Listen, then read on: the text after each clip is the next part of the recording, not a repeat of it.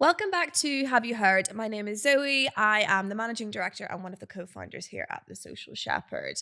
Today I'm joined by Lucy. Hi. So Lucy is our senior influencer marketing manager. Your job title is a mouthful. Yeah. Here at The Social Shepherd.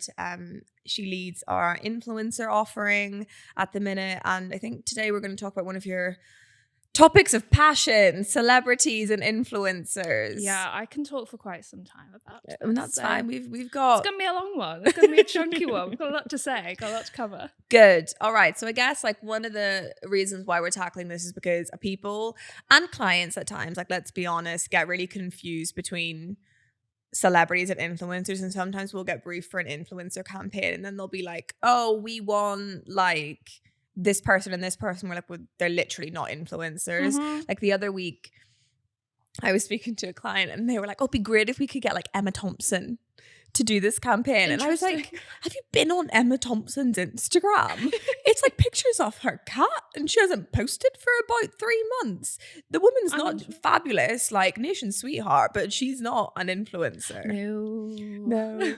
So I guess how do you like, I guess take it from the start. Like how do we categorize it? What's the history of it all? How have we got to this point where there's so much confusion around it? For sure. So I want to do a brief history of stardom, celebrity culture, all the way to influencer, because I think it's really important to recognize that influencers are an evolution of celebrity culture. So take it back like 100 years where we had oh wow. Oh yeah, we're going that far. Take it back like 100 years where you've got old Hollywood cinema, like stars of the silver screen, like Marilyn. Exactly. Yeah. Like these people who, as for society, they'd never kind of had these very public figures who they were kind of looking up to at one particular point of time, I guess. And, you know, those stars of that particular time, they were manipulated, as in like their image was manipulated, who they were as a person. They became like miniature personal brands by like TV producers, film producers, and everything, because ultimately they wanted people to like that person and want to come and watch more films. And then I guess you kind of fast forward over kind of several decades to kind of 80s, 90s, where you've got like, you know, movie industries kind of completely evolved, TV industry, music industry, and then you start to get these like modern day celebrities. Think like your Michael Jacksons, your Madonnas, Julia Roberts, George Clooney, Will Smith, like all those kinds of people who, you know, again, their image has been manipulated and has been used by production teams and their publicists and everything to kind of get people to want to do something, whether it's like watch a film, you know, buy an album, you know, they're even used to kind of represent brands as well. I think about like George Clooney when he did the Nespresso partnership. You know, he's these like dark, like suave, like smooth man who, you know, somehow for a coffee partnership, it seemed like a match made in heaven or something. And then again, you kind of get into like, you know, the noughties and like real kind of trashier celebrity culture, shall we say, where, you know, you've got your Britneys, your Paris Hiltons, things like that. Britney being my favorite subject matter, of course. And, you know, the way that they're kind of celebrated or treated, shall we say, kind of their public image and everything has kind of really changed from that initial place of like worshipping and really idolizing these stars to then like everything is known about them kind of within the press and tabloids and everything. And then you get like reality TV as well, like really booms in the noughties, and that kind of quick like 15 minutes of fame kind of era starts to blow up. And then you get to about like 2009, which is where certain people say is when pop culture died, but that's kind of the era of like the Kardashians really kind of booming, but then equally internet culture and public figures online starts to really kind of come about. You know, the kind of early 2010s, shall we say, is when we started to see kind of bloggers and YouTubers become a thing. So think back to, your Zoellas, your Tanya Burrs, Fleur de Force, people like that who were like vlogging their life online. And that was kind of born out of this period where like, we've been worshipping these stars. We're then kind of knowing everything about their life, but then as society, we like want to know more. So reality TV kind of evolves and we, learn more, but then it starts to become a bit manipulated with kind of like scripted reality TV.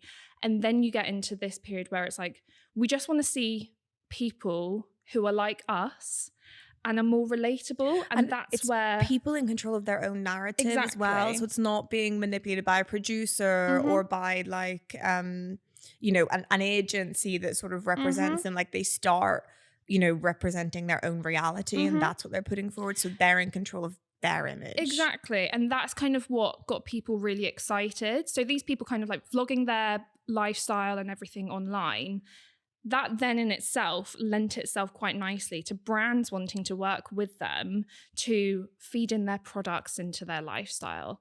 And that in itself was where the modern day influencer online was born, and again has really boomed. And things like Instagram was really kind of blowing up at that particular time. And that's where we've got to now today, where the influencer industry has become this evolution of stardom and celebrity culture. So it's a bit of a long-winded way of kind of like getting there. But I mean, I think it's important to recognize like where that has all kind of evolved from, and to show like there has been this difference between the two. Like celebrities traditionally are people who have a talent of sorts, and I say of sorts, and they, how do I explain it? They're in the public eye and everything like that. And it's traditionally in kind of like film, TV, music, reality TV, I guess, in a similar sense as well. Whereas influencers are these people who have come from like content creator type backgrounds, typically. And actually, in fact, influencers can almost be split into like two different categories.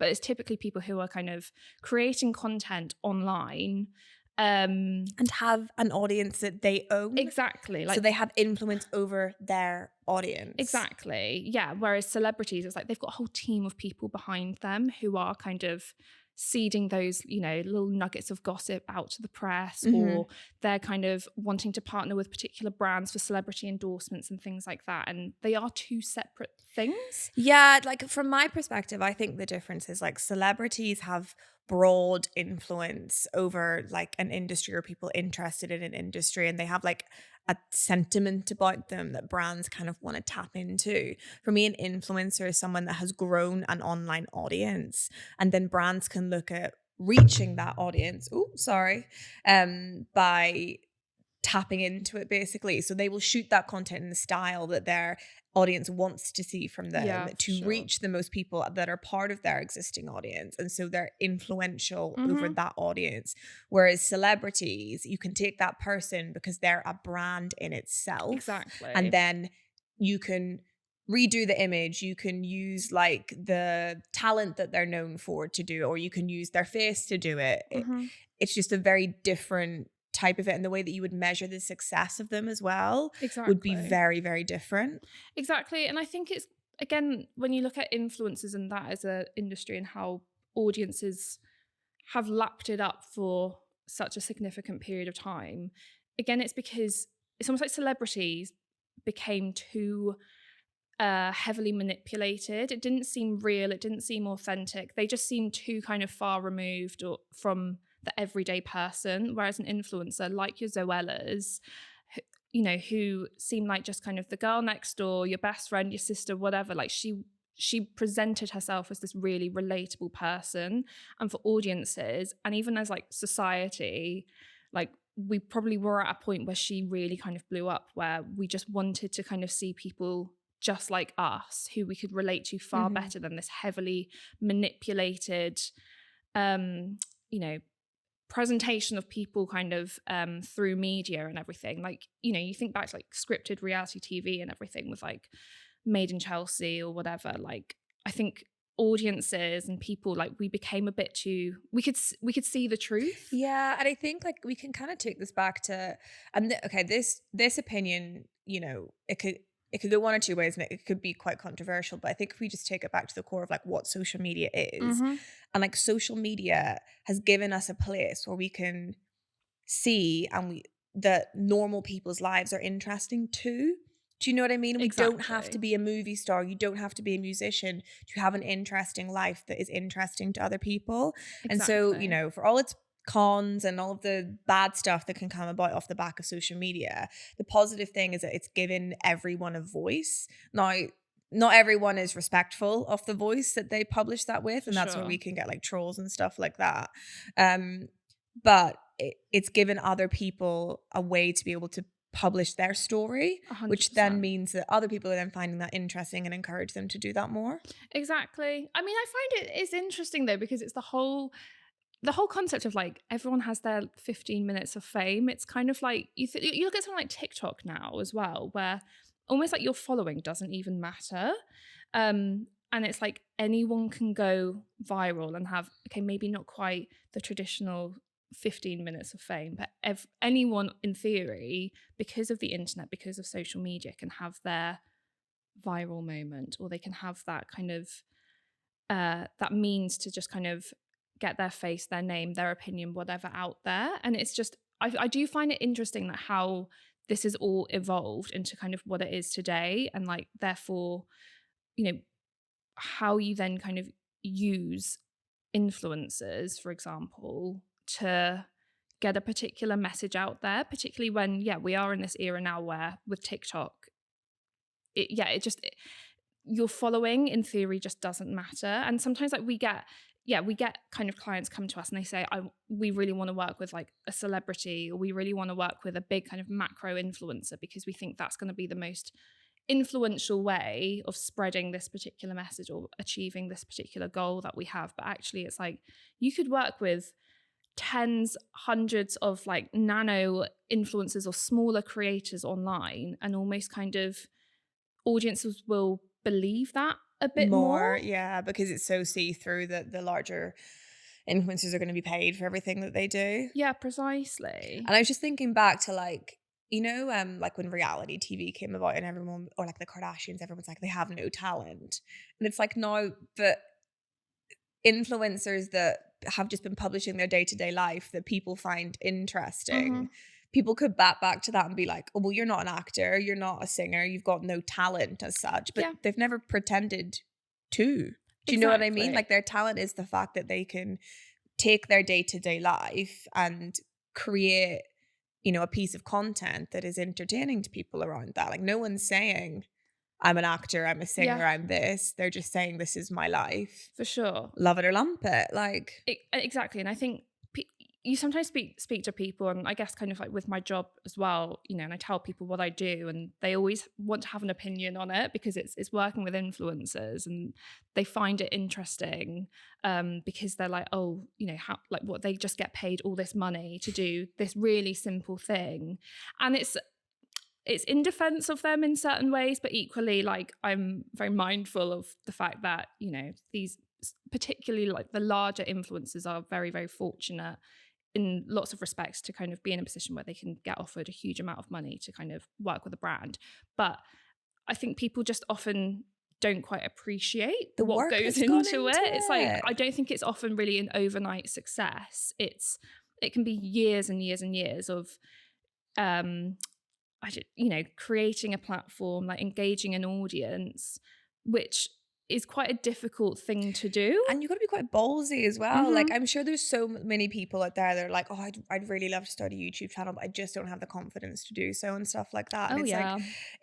it's like, it's it's a big step that you've taken. And then I think like if we compare it to the likes of like paid media, for example, you can go down the realms of like, well, they've grown an audience of 500,000 people. Like brands should pay for the ability to reach that because they'll pay the platforms anyway to reach them from a Exactly. paid perspective. Yeah, it's I think often because we all as individuals have access to create a social media profile, and even just the act of posting something online seems so simple for a lot of people, whereas actually being able to work with a brand, take their brief, transform it into something that you know this audience that you have grown yourself is going to engage with, that's not, that is, whether we call it talent or it's more of a skill, It's shall we smart. say. It is smart. It's like, it's not a straightforward thing to do. Like if it was, everyone would be able to do it. Like there's a reason why certain people are more successful Like, than others. whenever people say to me, like, oh, blah, blah, blah, influencers, like, they don't do anything. And I'm like, oh, right, so they get paid loads of money to just do nothing then. And they're like, I'm like, well, why don't you do it? Exactly. And like, look, like, don't get me wrong, you know, I often speak with the team as well about like who, you know, what kind of influencers really do we kind of want to be prioritizing working with? Because I always say it's like, it's creator first as an approach. It's Yeah. the people who are like first and foremost creators. But if you're making crap content, then you're probably not a good influencer in the first place. Exactly. And people get very kind of, it's easily debated, like what even is an influencer.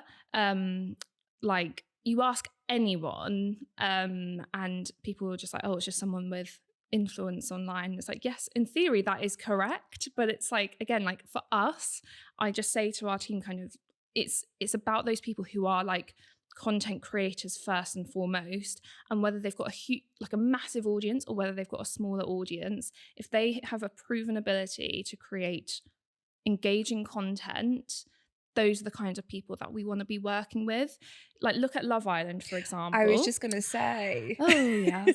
So like with Love Island, it is known that, you know, it seems standard, like we all expect. They go on the show and then they come out and they're doing their teeth whitening ads, or they're doing... And they'll do like 5 in a row. Yeah. And well, I think people have woken up to it now, but like, Yes. I swear there was like one Love Islander that came out and did like 5 teeth whitening ads in a row and said that the results were all the same, but they only did them with like a couple days in between them, and all of the products that they promoted said that you needed at least 2 to 3 weeks of using them to see any results. It's So just it's so just silly. so silly. Yeah. And I think like, yes, we as audiences know quite clearly how this rhythm with Love Island kind of works. Like each year they churn out the The contestants. PLT contract. Exactly. Like it's standard. There's going to be someone who's like, oh, this is the biggest signing ever, or whatever it might be.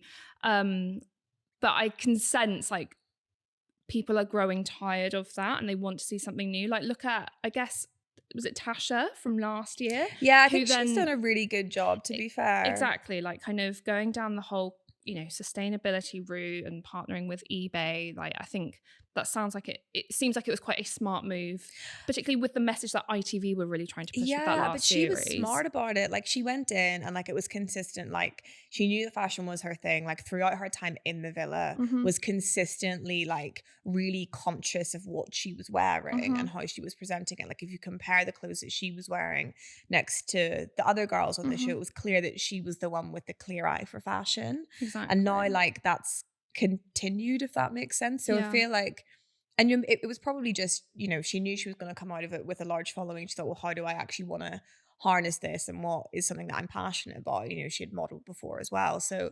I think that's a really clever way to have done it. Yeah, for sure. And yeah, it's just a matter of if you've got the right kind of approach to how you could potentially,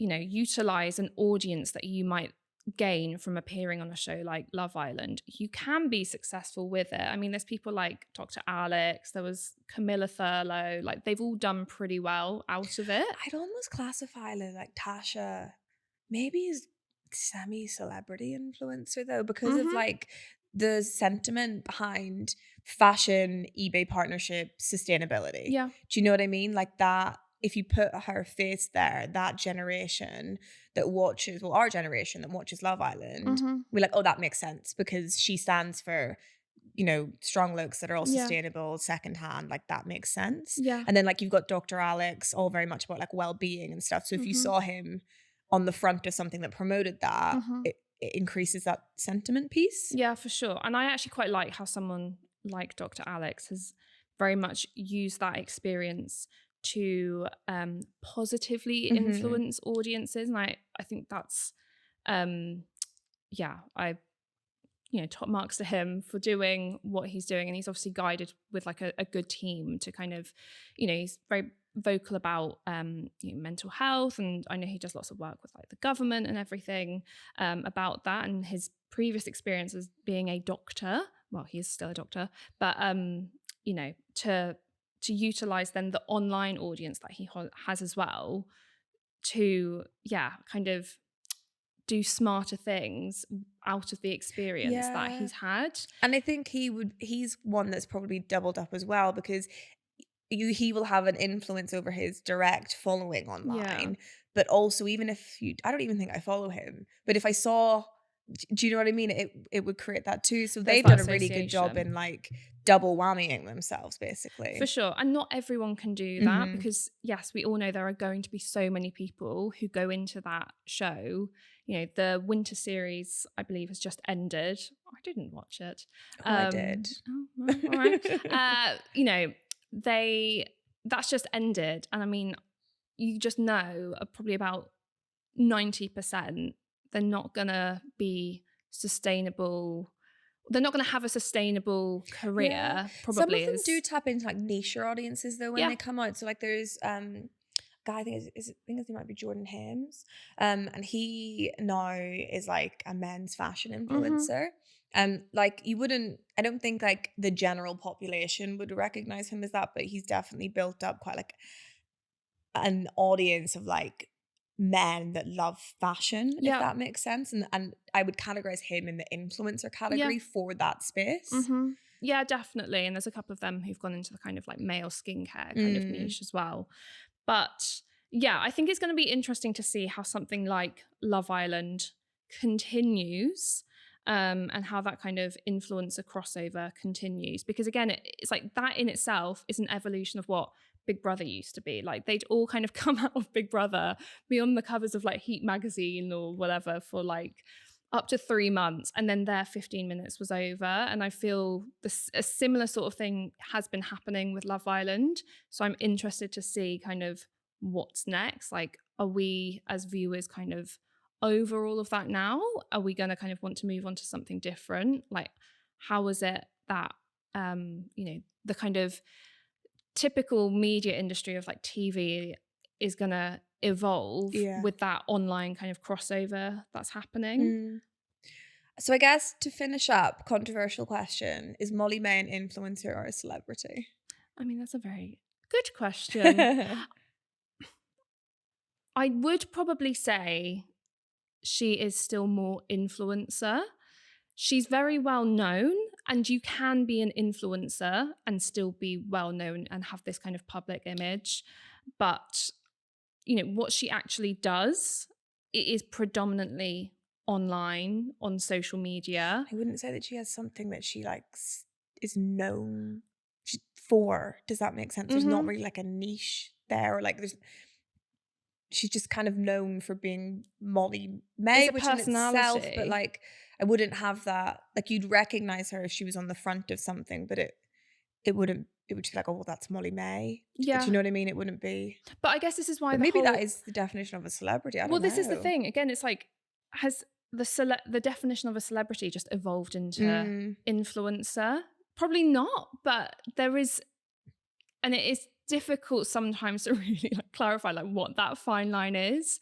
But I would first and foremost say Molly May is more of an influencer, particularly because of where she started from. Yeah, I agree. And I think like she has a lot of influence over her audience, and the same with like Grace Beverly, for example. Like they post a link on there and it gets sold out within like a couple of hours. And like that is the definition of an influencer ultimately. Yeah, precisely. But yeah, like it's a really interesting topic and probably consistently evolving, to be entirely honest. I can talk for hours about it, but I won't. It's fine. Hit me up another time if you ever want to discuss it Anything else you want to add before we close up? No, I don't think so. I feel like this hopefully is kind of just a bit of a helpful snapshot of where kind of we see things from a celebrity and influencer perspective. But I mean, who knows really where it's going to evolve? I mean, AI, the metaverse, like who knows? Like that could be the next evolution over the next 10, 15 years. I feel like celebrity culture in itself if that's what we're really categorizing this whole thing as. It does go in these kind of 10-year cycles. Cyclical. So I am intrigued to see over the next decade or so where that's going to move into. Nice, cool. Well, thank you for joining, and thank you for listening and watching if you're still here. So yeah, thank you, and we'll see you again soon.